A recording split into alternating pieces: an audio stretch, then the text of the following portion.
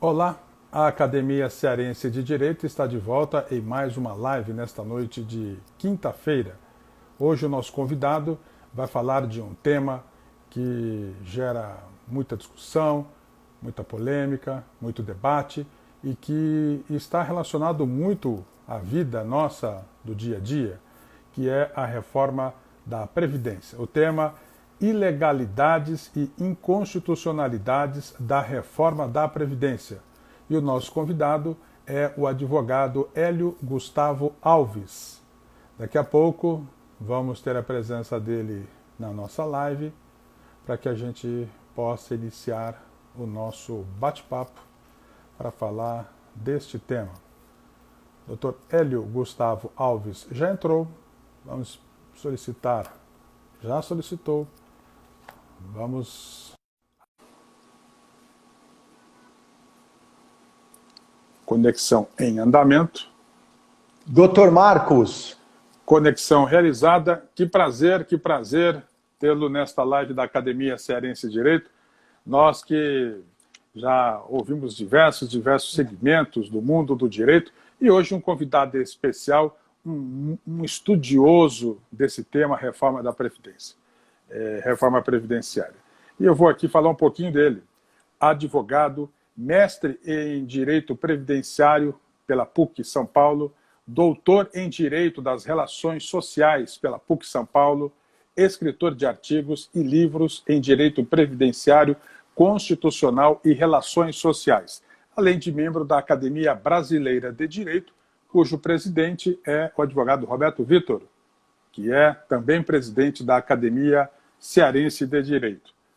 Bom, estamos aqui numa expectativa muito grande do que nós poderemos aprender e ouvir sobre esse tema. Nossos cumprimentos iniciais e uma boa noite, bom dia, boa tarde, porque a live é ao vivo, mas muita gente vai assistir depois, então pode assistir à noite, de manhã e à tarde. Muito bem, tudo bem, doutor Marcos? Olha, uma grande alegria receber esse convite da Academia Cearense de Direito e também da Academia Brasileira de Direito, a qual faço parte, tenho a honra de fazer parte como acadêmico da Academia Brasileira de Direito. E o doutor Roberto, um grande amigo nosso, me fez esse convite, me deu a honra de participar dessa importante Academia de Direito do Ceará, que existe desde 2016. Então, uma academia aí que já tem uma história dentro do direito, tem um eco nacional e internacional, e para mim é uma honra muito grande falar para essa Academia de Direito do Ceará, de um estado que eu sou apaixonado. Então, me sinto na praia, estando aí em Fortaleza, fazendo essa live contigo, doutor Marcos. É uma grande alegria estar aqui e falar sobre um tema tão importante e da ordem do dia, que é a reforma da Previdência, suas ilegalidades e inconstitucionalidades. Eu não tenho dúvidas que hoje a gente vai ter aí bastante conversa, bate-papo gostoso, às vezes desagradável, às vezes agradável, porque a gente vai trazer algumas teses para os advogados resgatarem a dignidade do segurado diante de tantas ilegalidades e inconstitucionalidades advindas pela emenda constitucional 103 da reforma previdenciária. Bom, vamos começando então.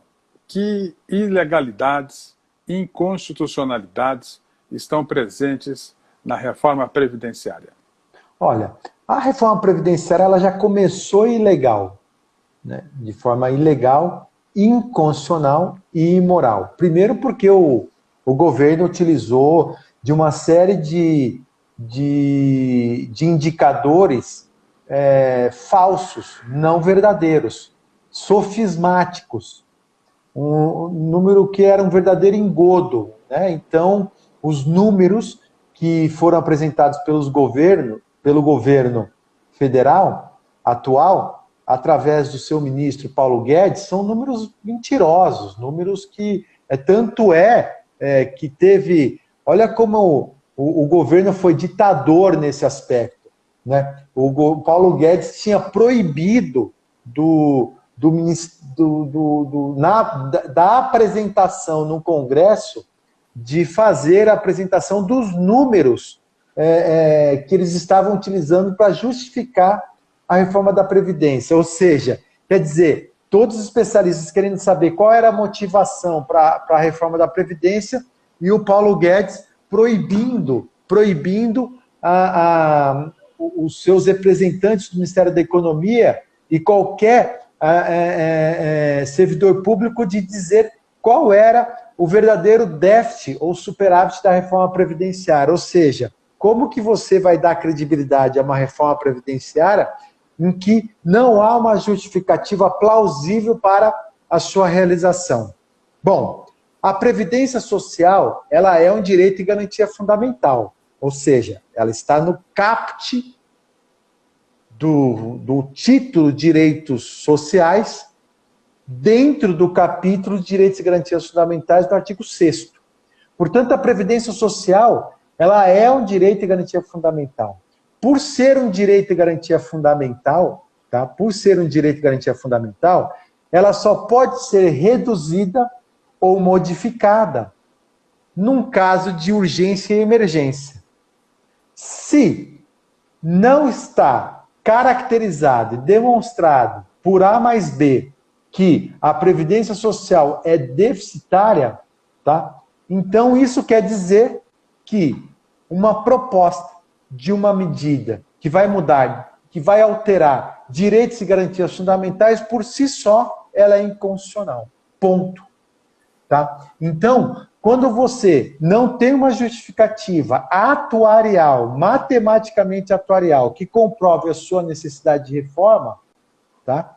Ela por si só já nasce inconstitucional. O que o governo fez? Ele pegou todos os números dos regimes municipais, estaduais e da União, junto com o regime geral de previdência social, somou todos esses números e trouxe ali um resultado mentiroso. Por quê? Porque o regime próprio de previdência social, que são dos estados e municípios, nada tem a ver com o regime geral da previdência social. São fontes de custeio totalmente distintas. Enquanto que, realmente, alguns regimes de previdências de municípios eram realmente deficitários, aliás, falidos, isso nada tem a ver com o regime geral da Previdência Social, que é superavitário em 70 bilhões por ano. O regime de previdência do regime geral de Previdência Social, ele é superavitário em 70 bilhões por ano. Agora, claro, somando todos os déficits que existem em alguns regimes de previdência estaduais e municipais, retirando dessa conta o regime geral, vai ser deficitário.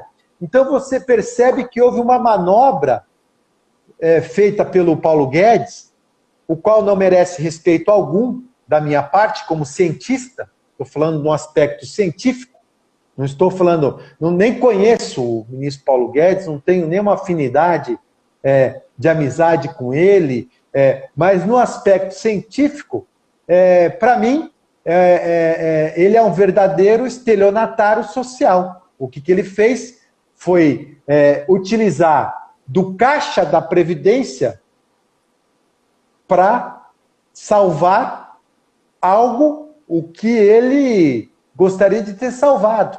Ou seja, fazer com que o dinheiro da Previdência fosse destinado para outros fins. Tanto é que ele quer criar um imposto único.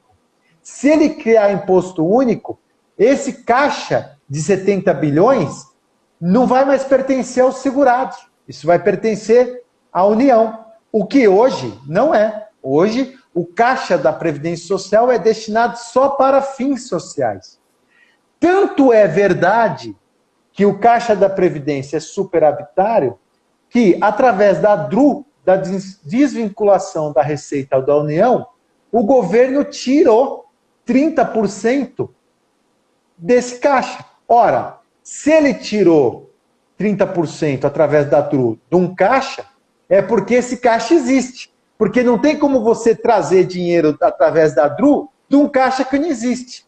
Por exemplo, se o Dr. Marcos me pedir 5 milhões de reais emprestado hoje, eu não tenho como lhe emprestar porque eu não tenho dinheiro disponível na minha conta bancária de 5 milhões. Agora, se eu empresto 5 milhões para o doutor Carlos Marcos, é porque eu tenho 5 milhões. Então, se o governo tirou, através da DRU, 30% de um caixa, é que esse caixa existe. Então, aí está a grande prova de que a Previdência Social ela não era deficitária, ela era superavitária. Superavitária. Então, se ele quisesse fazer a reforma previdenciária, faz para cada regime. Faz para a União, faz para os estados, faz para os municípios. E, se fosse necessária, fizesse, então, a reforma previdenciária para o regime geral de previdência social. Portanto, na academia, o ministro Paulo Guedes é um verdadeiro estelionatário social no direito previdenciário. Muitos desses debates foram apresentados na discussão da reforma da Previdência no Congresso Nacional. Por qual motivo não foram ouvidos? Quais foram os contra-argumentos em relação a essas questões colocadas? Olha, doutor Marcos, o senhor é um homem experimentado. Eu não estou aqui dialogando com o amador. Eu estou falando de um homem que vem do jornalismo, de um grande jornalismo, que eu investiguei com quem eu ia falar e vi teu currículo. Então, eu não estou falando aqui com um amador, com faixa branca do judô. Eu estou falando aqui com faixa preta no terceiro dan. Ou seja, a pergunta sua não foi à toa, né? Por que não houve uma discussão ampla sobre a reforma da Previdência? E se houve, por que não foram ouvidos? Porque só colocaram para falar de quem era de interesse deles. Eu, por exemplo, não fui convidado para falar, entre outros juristas, não foram convidados para falar. Porque se fôssemos, levaríamos a verdadeira história da Previdência Social. Em que pese o professor Luiz Flávio Gomes, o saudoso Luiz Flávio Gomes, ter me convidado e ter sido tirado meu nome de pauta. Sabe lá por quê? E nós nunca saberemos essa história, porque ele faleceu. Uhum. Entendeu? Então, na posse da Academia de Direito de Seguridade Social, o qual ele participou, né, e me convidou para estar em Brasília, para levar os números, né, ele ali falou: Gustavo, eu preciso levar essa verdade para o Senado e para o Congresso e para as câmaras de deputados. E não conseguiu. E ele votou a favor da reforma previdenciária e depois ele se arrependeu. Porque depois que ele viu que ele falava, tem jabuti querendo a reforma da Previdenciária, que são os bancos. Os bancos querem a reforma da Previdência Social para vender Previdência Complementar. Depois que ele viu o verdadeiro jabuti, que eram os bancos. Eu já tinha dado a letra para ele. Falei, olha, deputado, há um interesse por trás disso que são dos bancos, em revender Previdência Complementar. Só que os bancos não perceberam que o Brasil é um país de 500 anos. Um Brasil que, no aspecto securitário, a população não está preparada.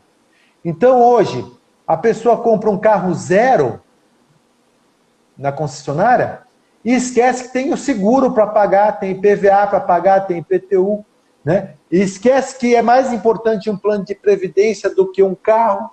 Ou seja, é um país emergente, é um povo emergente, né? Se você perguntar aqui para os advogados que estão nos ouvindo, profissionais liberais, pouquíssimos advogados contribuem com a sua previdência social, quiçá complementar. Eu falo isso de carteirinha, porque eu dou aula no Brasil inteiro. Então a gente não está preparado ainda no aspecto securitário. E o brasileiro não aderiu ao plano de previdência complementar como na Europa, em que a maioria da população adere. E o que vai acontecer no futuro, doutor Marcos, com o Brasil? Se a previdência social não for mais obrigatória, vai ocorrer o que aconteceu no Chile. Ninguém vai aderir à previdência complementar, nem à previdência social, e nós teremos um grande número de suicídio de idosos que não conseguem sobreviver no país de origem. O superávit naquela conta inicial era da ordem de 70 bilhões ano. Com a reforma, quanto esse superávit por essa linha de raciocínio, por essa conta, passará a ser? Alguém já fez esse cálculo? Então, esse número ninguém tem. Por quê? Com essa reforma previdenciária, o que acontece? Os benefícios previdenciários passaram a ser na cifra de um salário mínimo. A maioria dos benefícios previdenciários serão na cifra de um salário mínimo. Então, o superávit previdenciário será muito superior a 70 bilhões. E para onde vai esse dinheiro? E aí o governo quer utilizar do caixa da Previdência Social para fazer o ajuste fiscal. Doutor Marcos, ajuste fiscal se faz com reforma tributária e não previdenciária. A reforma tributária não foi aprovada até agora. E nem será, porque o caixa da Previdência ele vai estar super, hiper avitário. Cheio. Então, o que precisa ser feito é uma reforma previdenciária. Se você pegar hoje a distribuição de tributos do Brasil, chega a ser ridículo. Eu estive em Marabá agora, onde tem uma grande exploração de minério, o tributo não fica no município, vai para o Estado. Para o Estado dividir entre todos os municípios. Gente, o município é explorado e o povo lá passando necessidade e o dinheiro não fica no município porque vai para o Estado. Então, a redistribuição de renda está totalmente equivocada. Está errada. Entendeu? Enquanto o Brasil é um continente, é diferente da Europa, onde nós temos vários países pequenos que complementam o Brasil.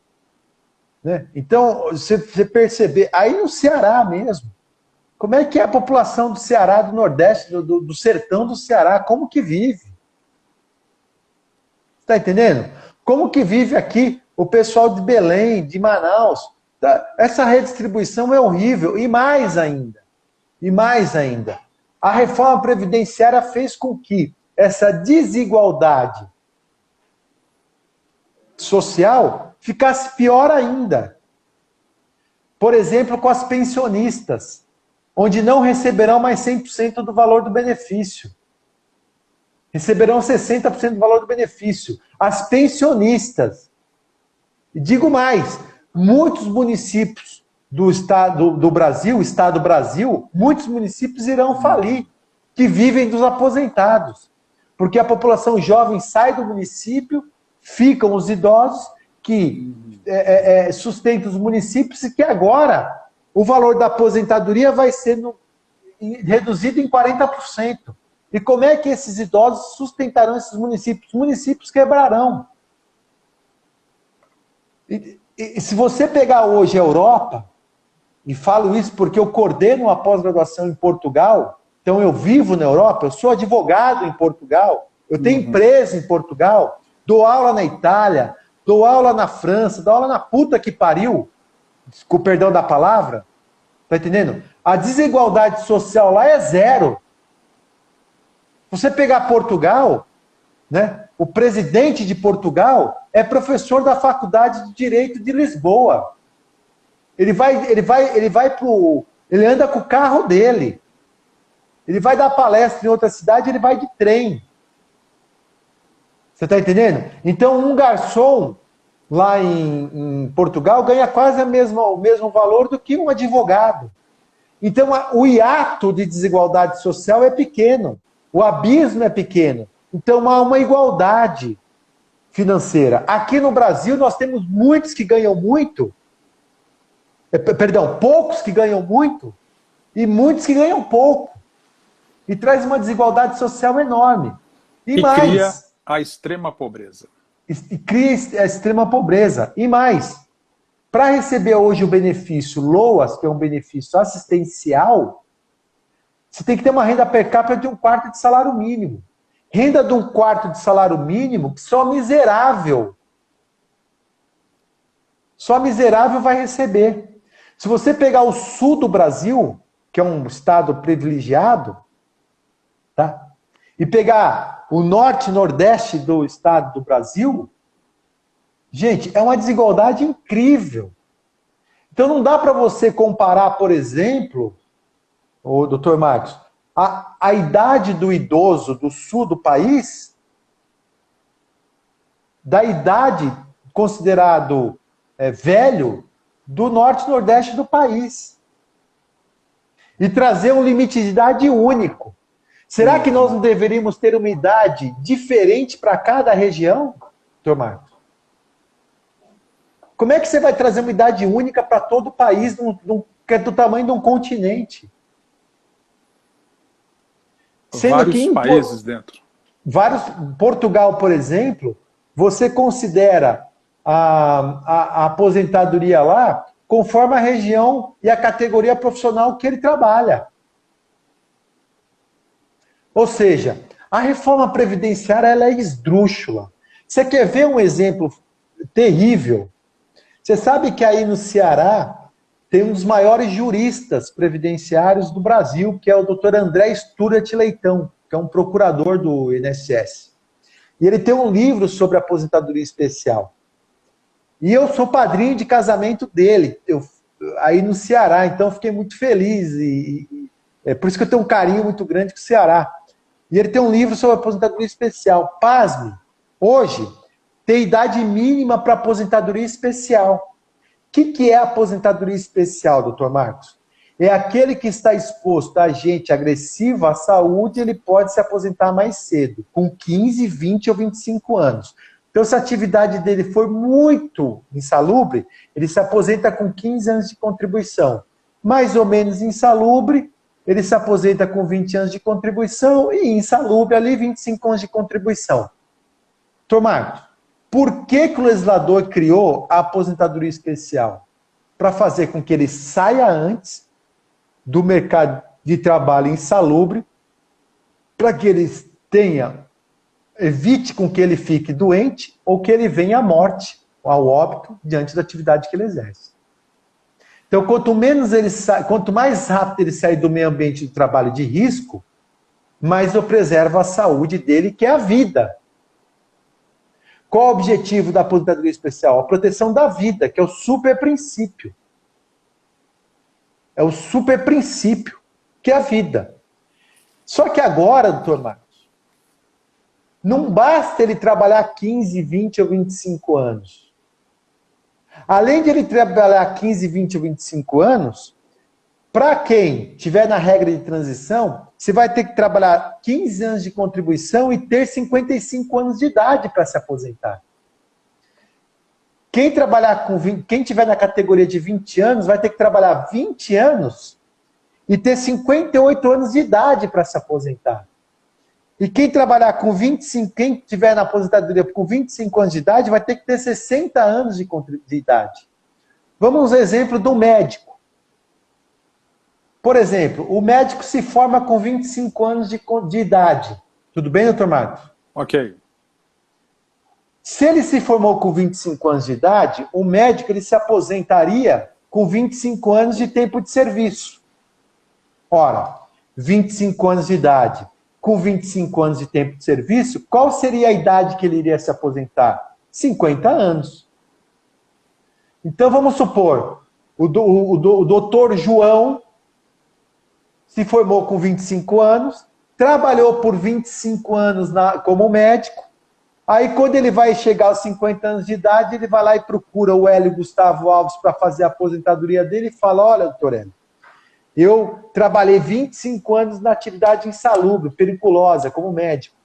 E aí agora eu trabalhei 25 anos, eu tenho 50 anos de idade, eu posso me aposentar? Eu vou falar, não. O governo federal, no governo Bolsonaro, mudou a sua regra da aposentadoria e agora você vai ter que trabalhar mais 10 anos de contribuição. Por mais 10 anos. E aí, eu pergunto para o senhor, doutor Marcos, um médico ou um metalúrgico que trabalha no meio ambiente agressivo, ele vai deixar de trabalhar na atividade insalubre para exercer uma outra atividade, para trabalhar mais 10 anos para se aposentar? O ofício dele é aquele. Então ele vai continuar exercendo atividade especial por mais 10 anos. Então, hoje, quem exerce atividade especial vai ter que trabalhar aí por mais um longo período para poder se aposentar na aposentadoria especial. Ou seja, eu completo um direito adquirido,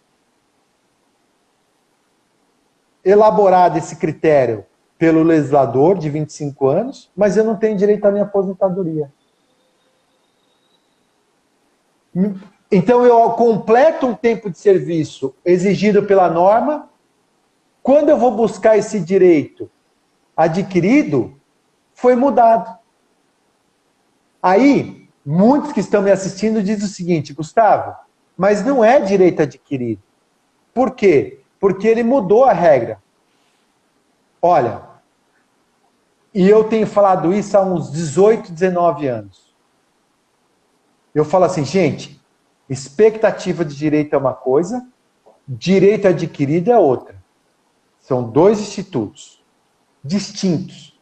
Direito adquirido e expectativa do direito.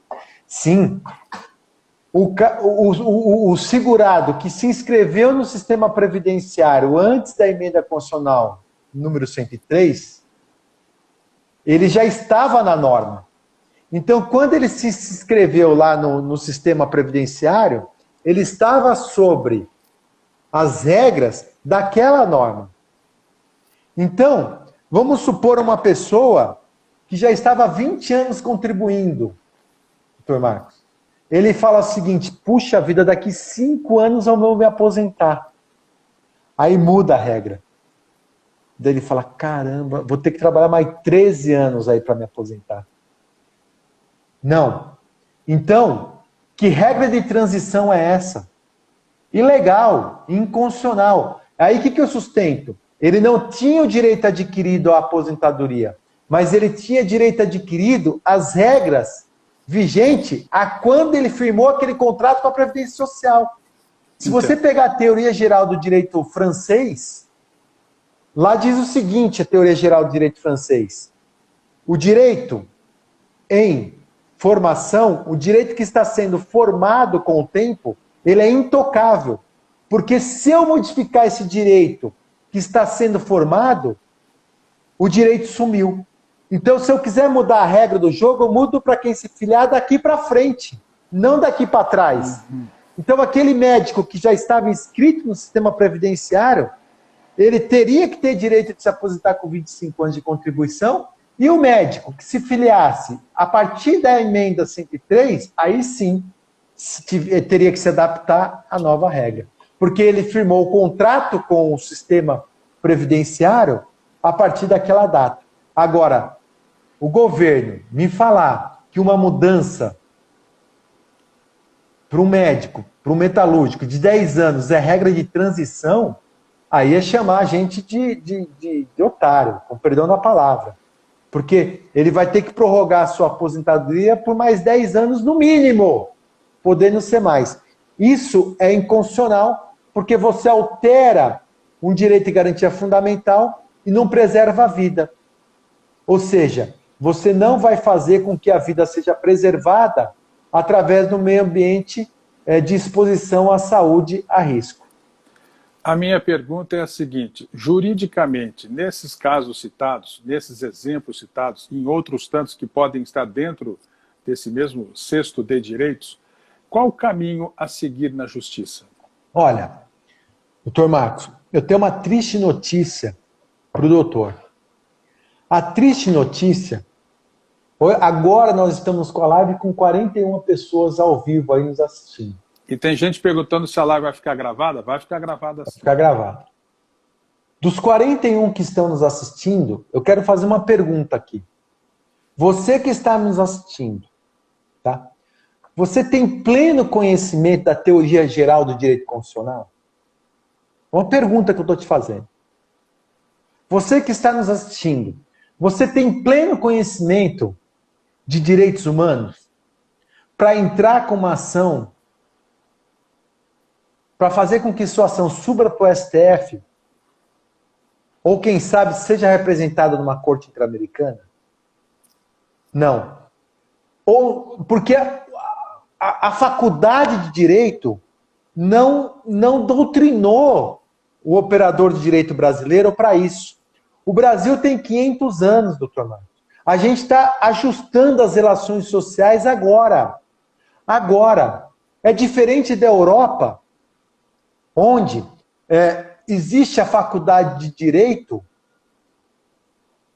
antes de ter sido descoberto o Brasil. Uhum. Nós fomos descobertos há 500 anos, andávamos pelados, eles já estavam discutindo direito na Europa, em Portugal, na Faculdade de Coimbra. Então, agora que a gente vai começar a estudar as inconstitucionalidades, inclusive com possibilidade de denúncia para as cortes internacionais. E aí a gente precisa começar a descobrir esses gatilhos para que a gente pode levar essas ilegalidades para os tribunais superiores. Se a gente não tiver expertise para isso, a lei vai passar e vai ficar. Então a gente tem que entrar com a ação judicial aplicando os princípios. E aí eu pergunto, os advogados que estão aqui nos assistindo sabem aplicar os princípios? Não! A maioria deles não. Os juízes que estão nos assistindo sabem aplicar, ler o princípio que foi declinado pelo advogado e aplicar o princípio na sentença? Não! Os juízes não sabem, a maioria dos juízes não sabem. Isso eu estou falando academicamente por estudar as decisões judiciais. Aí eu vejo o advogado, isso fere o princípio da dignidade da pessoa humana. Cara, o que é dignidade da pessoa humana? Isso fere o princípio da igualdade. O que é o princípio da igualdade? Como ele é aplicado, o princípio da igualdade? Então, enquanto a gente utilizar a miogização do princípio, sabe o que é miojo, doutor Marcos? Pode explicar para nós. Eu conheço a comida só. O doutor não tem cara de quem come miojo, com essa cara de coronel cearense. Não tem cara de quem come miojo, claro que não. Né? Ele tem cara de quem come lá naquele restaurante, num clube que o doutor Marcos me levou, o doutor Roberto me levou. Num clube antigo para jantar lá, rapaz. Como é que é o nome do clube que tem um grande restaurante aí na orla de Fortaleza? Como é que é o nome? Ideal Clube, Náutico Clube, acho que é. Onde tinha o pianista do Fagner tocando piano lá, uma delícia aquele restaurante. Miojo é aquela comida que qualquer um come, se faz com qualquer coisa vai dar certo, aquela desgraça lá. Isso é miogização dos princípios. Você joga lá e se pegar, pegou. Não. E a Ideal Clube, isso aqui acho que é ideal mesmo. O Roberto Vitor, o presidente, está falando que é o Ideal Clube. Ideal Clube. Ô, Roberto, você está aí, danado? Você não falou nada, poxa. Né? Então, olha só. Não, gente, a gente tem que aplicar o princípio com maestria, né? com sabedoria, mostrando por que está ferindo o princípio da igualdade. E para isso que até quero fazer aqui um convite a todos, que eu estou coordenando lá em Coimbra uma pós-graduação de direitos humanos e direito constitucional do direito do trabalho e direito previdenciário em setembro agora, de 21 dias, onde você vai ter uma imersão de 21 dias dentro da teoria geral de direito constitucional e direitos humanos do direito do trabalho e previdenciário lá em Coimbra, dia 14 de setembro a 2 de outubro, para preparar esse pessoal a enfrentar essas ilegalidades. Você quer ver uma coisa, doutor Marco? Olha que loucura. A aposentadoria por invalidez hoje, ela pode ter duas rendas diferentes. Se o segurado tiver a aposentadoria para invalidez advinda de uma invalidez do trabalho, por acidente ou doença ocupacional, ele vai ter aposentadoria por invalidez de 100%. Agora, se o segurado ou a segurada tem uma invalidez por uma doença degenerativa ou de um acidente que não seja do trabalho, na rua, a aposentadoria dele vai ser de 60% e mais 2% a cada ano pago. Gente, a invalidez é única. Invalidez para o trabalho, se foi decorrente do trabalho ou de um acidente extra-trabalho, doença degenerativa, o fato gerador da aposentadoria por invalidez é invalidez. E a invalidez é a mesma. E ambos estarão incapazes para o trabalho por um único motivo, invalidez. Quer dizer que se foi decorrente do trabalho, a média vai ser de 100% da aposentadoria. Se foi uma aposentadoria decorrente de uma doença degenerativa ou de um acidente de trânsito, vai ser de 100%. Gente, para quem tiver a sorte de ficar inválido no trabalho, vai ter aposentadoria de 100%. Para quem tiver o azar de ter ficado inválido por uma doença degenerativa ou uma doença do trabalho, a aposentadoria dele vai ser de 60%, a diferença é de 40%. Óbvio que a invalidez é a mesma, está ferindo o princípio da igualdade. Consegue perceber isso, doutor Marco? É o toque de caixa, né? Gente, quer dizer que a invalidez agora vai ter preço? Se a invalidez é decorrente de uma doença degenerativa ou de um acidente de trânsito, eu vou receber 60%, ou seja, se eu dei azar de ficar inválido fora do trabalho, eu vou ter uma punição de 40% da minha aposentadoria? Gente, olha, para quem está me assistindo, se não ficou rico no direito previdenciário, se preparem, porque vocês ficarão ricos.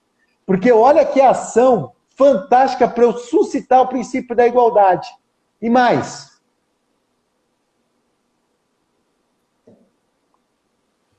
o princípio dos princípios do direito previdenciário, a ordem social. A ordem social está lá no artigo 93 da Constituição Federal. Mas antes, olha que interessante, a Solange falou assim, infelizmente temos decisões legalistas que ferem os princípios constitucionais. Exatamente isso, Solange. São os verdadeiros positivistas kelsenianos. Lei ora lei. Não. Comprem o livro que foi minha tese de pós-doutorado lá em Coimbra. A teoria pentadimensional do direito. Teoria pentadimensional do direito, que você vai perceber que o direito positivo kelseniano não pode ser aplicado nem aqui nem na China. Por que não?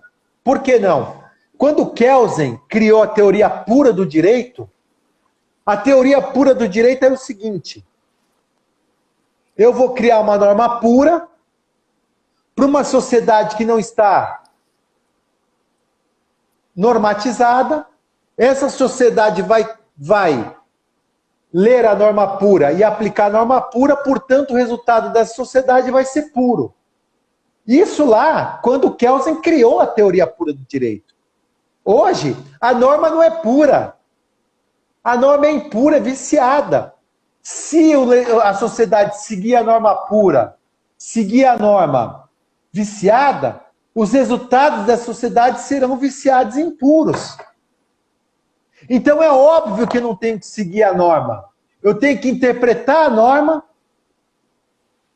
entendeu? Interpretar a norma e aplicar a norma em cima da hermenêutica. E olha o Rogério, utopia é achar que o juiz lê a petição fundamentais constitucionais.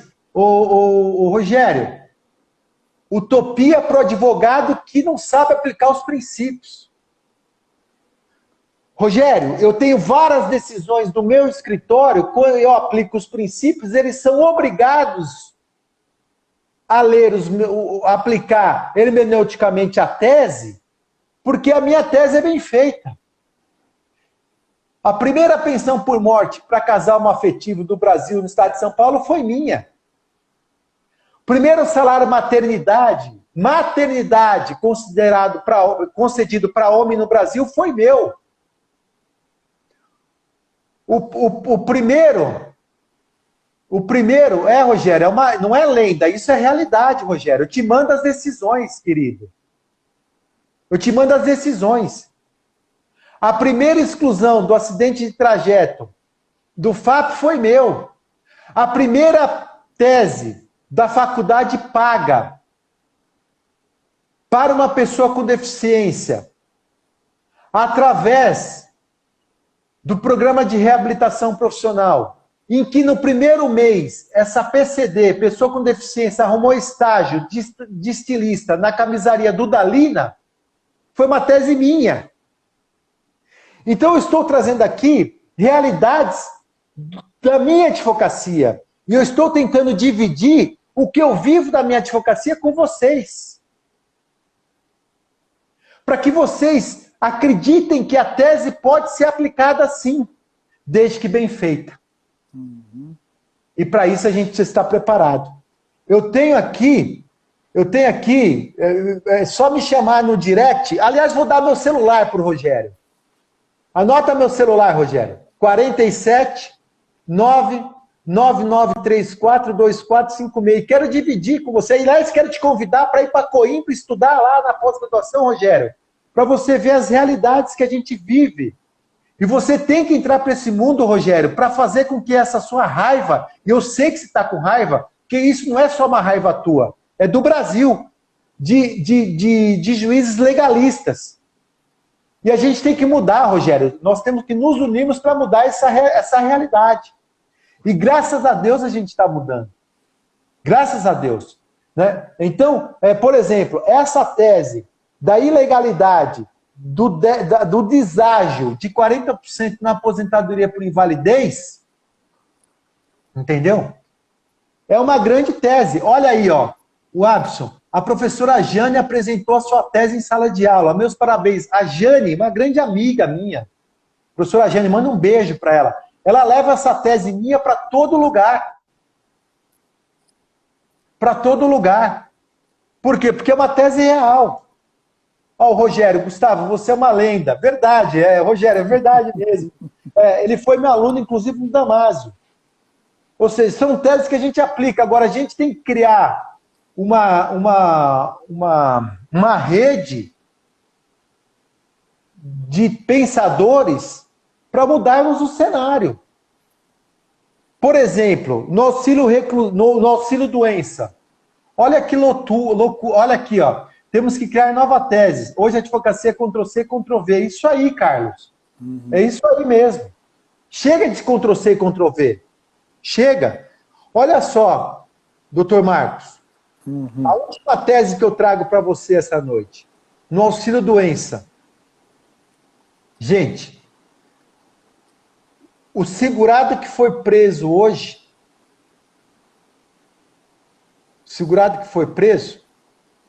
não tem direito mais a receber auxílio-doença. Quer dizer, o segurado comete um crime, ele vai preso, e o INSS dá uma pena? Direito previdenciário é um direito indisponível. É um direito intocável. O auxílio-doença nasceu por causa da sua contribuição previdenciária, e qualquer um aqui pode ser preso. Eu posso sair daqui agora, de repente matar alguém no trânsito, e eu não sou, de repente eu respondi um processo tributário e de repente eu não sou mais primário, eu vou preso. Eu tenho direito ao auxílio-doença, que é um direito meu através da minha contribuição. Eu não vou ter mais direito porque fui preso? Gente, então assim, eu costumo brincar com os meus alunos. Óbvio que eu fiquei triste, doutor Marco, com a reforma previdenciária. Mas como advogado eu digo, o dia que eu estiver aí no Ceará, junto com o doutor Roberto, eu quero chegar aí de helicóptero, de tanto dinheiro que eu vou receber, ganhar com os honorários advocatícios de grandes teses que nós temos previdenciárias. E tomar um grande vinho com o doutor Marcos, pago por mim, porque eu vou ficar rico, milionário com o direito previdenciário. Com o maior prazer, maior satisfação. Acho que todos esses pontos apresentados, esses esclarecimentos são extraordinários. E a gente vê que quem está participando, a audiência está muito envolvida muito aplaudindo os seus conceitos. E alguém disse a lenda viva, ok? Ah, que legal, que legal, que legal. Tá certo. Agora, bom, já está feito, né? E aí o trabalho atual, quer dizer, já está feito assim, a reforma já foi apresentada, já foi aprovada, e resta o trabalho minucioso, jurídico, para buscar essas situações colocadas aqui que garantem direito a determinadas pessoas e determinadas situações. Agora, a Previdência, da forma que ela existe hoje, será que ela vai conseguir se sustentar por quanto tempo? Quantas pessoas continuarão ainda contribuindo para a Previdência? Quantas podem desistir? Existem estudos a respeito disso? Existem análises a respeito disso? Como é que é avaliado esse cenário e a perspectiva disso? Olha, estou aqui com Oliveira, que ela é de Blumenau. A gente tem escritório lá em Blumenau. Grande abraço, doutor Oliveira. Olha só, nós temos hoje um cenário terrível para enfrentar pela frente. Por quê? Porque muitos morrerão sem receber sua aposentadoria. Muitos morrerão sem receber sua aposentadoria. Porque agora a aposentadoria é só por idade. Não é mais tempo de contribuição. Então, dependendo de onde esse segurado morre, vive, ele vai morrer antes de completar a idade. Então, assim, e o que vai acontecer? A população, principalmente a informal, vai começar a desacreditar no sistema previdenciário e deixar de contribuir como facultativo para a Previdência Social. Entendeu? É o que podemos chamar de uma descrença do sistema. Exatamente, uma descrença do sistema previdenciário. É igual a Loteria Federal.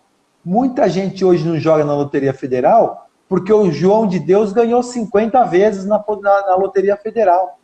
Eu queria fazer um levantamento de quantas vezes o vencedor é de Brasília. É uma grande coincidência. O dessa quarta-feira foi também, de novo, 43, 44. De Brasília de novo. Pois é. O povo não acredita mais. Né? Quer dizer, então, eu quero dizer que eu não sou a favor das teorias, eu não acredito muito nas teorias de conspiração, mas isso não impede que eu faça esse comentário. Não, claro. De repente, Deus quer abençoar mais o povo de Brasília. Pode ser. Né? De repente, eu não sei. Ou, de repente, o João de Deus, que era por ser de Deus o sobrenome, Deus falou, eu vou beneficiá-lo a receber dar muita sorte para ele. Né? Então, são setores que acabam perdendo a credibilidade. E mais, doutor Marcos. E deixa eu só acrescentar uma coisa. E talvez haja um outro problema de não seguir no sistema atual e não optar por nenhum outro sistema, nem o privado. Sim. E aí essa população vai ficar como? A Deus dará. A Deus dará. Não é ser pessimista, temos que encarar certos cenários e certas realidades possíveis. Não que possam ou que vão acontecer, mas são cenários possíveis. São cenários possíveis. Exatamente. Ó, a Solange bem lembrou. A MP 103 acabou com a DRU. Claro que acabou com a DRU. Hoje o dinheiro vai estar tudo na mão do governo. Então a DRU não vai ter mais sentido. Solange, fique esperta. Estude um pouquinho, dá uma olhada, Solange, sobre o imposto único. Se o Paulo Guedes fizer o imposto único, Solange, acabou o superávit da Seguridade Social, tá? Da Previdência Social. Acabou o superávit da Previdência Social. Para você ver como a gente não está preparado para defender os direitos e garantias fundamentais. Todo mundo aqui sabe que direito e garantia fundamental é uma cláusula pétrea. Todo mundo aqui sabe o que é uma cláusula pétrea. Só que se eu perguntar quais artigos da Constituição Federal são cláusulas pétreas, muitos não saberão. Se eu perguntar onde estão os direitos e garantias fundamentais, muitos não saberão. Para você ter noção, né, a saúde é um direito e garantia fundamental. Agora eu pergunto, se é um direito e garantia fundamental, se é uma obrigação do Estado fornecer a saúde, por que nós temos planos de saúde e não entramos com ações contra os estados e municípios e a União para nos fornecer a devida saúde? Então, a saúde, que é dentro da Seguridade Social, caiu num descrédito tão grande que você hoje faz o plano de saúde. Isso pode acabar acontecendo com a Previdência Social. Tu vai cair com tanto descrédito a Previdência Social que você vai acabar fazendo um planozinho qualquer para te suprir a necessidade. Pode ser. Né? Então a gente precisa começar a brigar mais pela Constituição Federal. Nós, operadores de direito, temos que ser mais constitucionalistas. Né? Porque quem está fazendo a norma ou não conhece direito constitucional, ou não fez a faculdade de direito, ou tem algum outro propósito para fazer essas ilegalidades. Marcos, já são 20h20, a gente pode ir encerrando, porque senão a live cai e a gente não vai conseguir salvá-la. Não, mas nós temos uns minutinhos ainda, temos 8 minutos e uns pouquinhos. Eu estou de olho no relógio também aqui para a gente seguir direitinho. Olha, Oliveira, mais, esse é o plano dos liberais, exatamente. Esse é o plano dos liberais. Eu acho que toda essa discussão recente da aprovação da Previdência, ela aconteceu, a bem da verdade, muitos dirão que não, mas é um sentimento generalizado, um pouco a toque de caixa. E lá, como você mesmo testemunhou, o espaço a favor da reforma no formato desejado prevaleceu em relação aos outros que tinham um contraponto a oferecer nessa discussão. E o fato, conforme fantasticamente colocado, várias situações e vários cidadãos acabaram ficando de fora, acabaram atropelados por isso. E é preciso ter, nesse momento, o Brasil, uma atenção muito especial para que outros temas de elevada importância também não sejam atropelados. Esse começo de 2020, por conta da pandemia, um pouco que bloqueou ações, iniciativas que seriam colocadas em prática nesse 2020. Então, o assunto, outros temas importantes que estão na fila do debate, reforma tributária, reforma política, temas que, nesses últimos anos, sempre se colocou da importância e que nunca avançaram porque é um tema que ninguém quer mexer, ou seja, deixar tudo do jeito que está, né, que é um sentimento que também existe. É um sentimento assim, eu sou a favor dessa mudança, eu sou a favor dessa reforma, desde que comece por você, não por mim. Então tem esse sentimento muito, muito grande também. Então esse é o momento para que as pessoas passem a refletir um pouco mais sobre tudo que nós estamos vivendo. Olha, Dr. Marcos, a gente conversou um pouquinho antes da nossa live, né? E nós falamos, né? Hoje nós temos torcedores, né? Gente, o que tinha de empresário a favor da reforma previdenciária? E daí quando você ia falar com o empresário, ele não sabia nem do que estava se passando. E nem do prejuízo que poderia trazer para a tua empresa a reforma previdenciária. O que tinha de amigo meu que nunca nem viu a palavra previdência defendendo a reforma previdenciária só porque votaram no Bolsonaro. Eu não tenho partido, eu não sou bolsonarista, eu não sou lulista, eu não sou nada, eu sou acadêmico. Um pensador. Um pensador. Né? Até porque o PT também veio com a reforma previdenciária. Começou lá com a Lei 13.135 de 2015. A reforma vem começando desde 2015. Então, eu não estou... Meu discurso não é político. Agora, você defender uma reforma sem conhecer, né, é uma brincadeira isso. Né? É uma brincadeira. Né? Eu vou mexer agora de um vespeiro muito importante. Mexe e corre. Mas eu vou mexer. A iniciativa privada, para fazer com que as empresas não quebrassem, Reduziram a jornada de trabalho, porque não tinha mais o que fazer na empresa, então vamos reduzir a jornada de trabalho e vamos reduzir o salário. A FTS acaba de julgar que não cabe a redução de jornada e redução de salário de servidor público. Vários setores da iniciativa pública estão sem exercer atividade e receberão seu salário integral. Por que que a empresa Estado não pode reduzir a carga horária do servidor público e reduzir o salário dele, enquanto que na iniciativa privada pode? STF, não entendi essa, hein? Não entendi.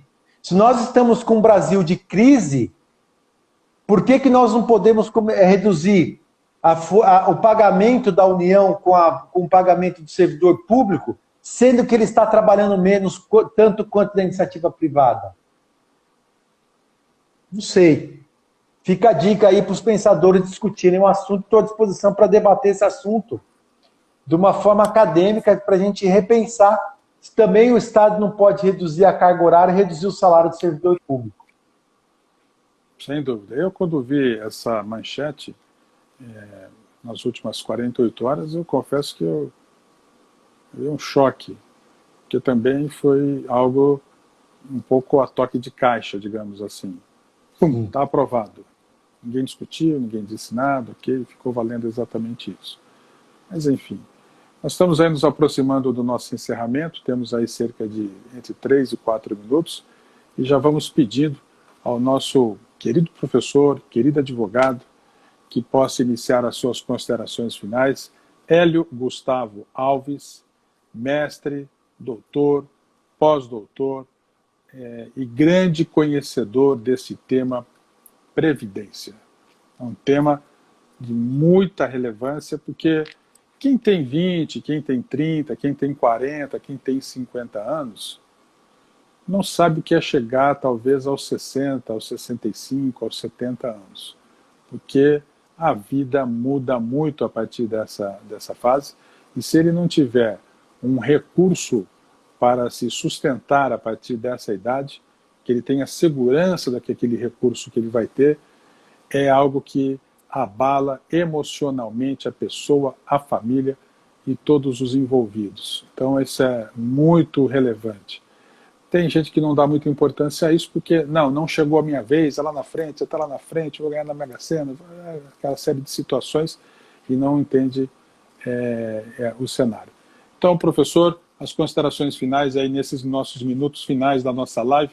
Daqui a pouquinho aparece o reloginho, a gente precisa encerrar dentro do tempo para salvar a live e para fazer dentro do tempo do Instagram. Legal. Obrigado, Jordana. A Jordana está aí lá de Brusque. Pessoal, um grande abraço para Goiás aí. Goiás, exatamente. Tem gente do Brasil inteiro aí, viu, Dr. Muito bom, muito bom. Olha, eu quero cumprimentar o meu grande amigo, Dr. Roberto Vitor, que é presidente da Academia Brasileira de Direito, do qual eu sou acadêmico, presidente também da Academia Cearense de Direito, né? O convite, um grande abraço para você, obrigado pela oportunidade de conhecer. Você realmente falou que o Dr. Marcos era uma figura extraordinária, e realmente é. Eu quero, obrigado, quando estiver aí no Ceará, jantar com vocês, tomar um vinho, fazer uma prosa gostosa aí, falando de coisa boa aí. Obrigado, viu, doutor Marcos, pela grande recepção que o doutor me deu.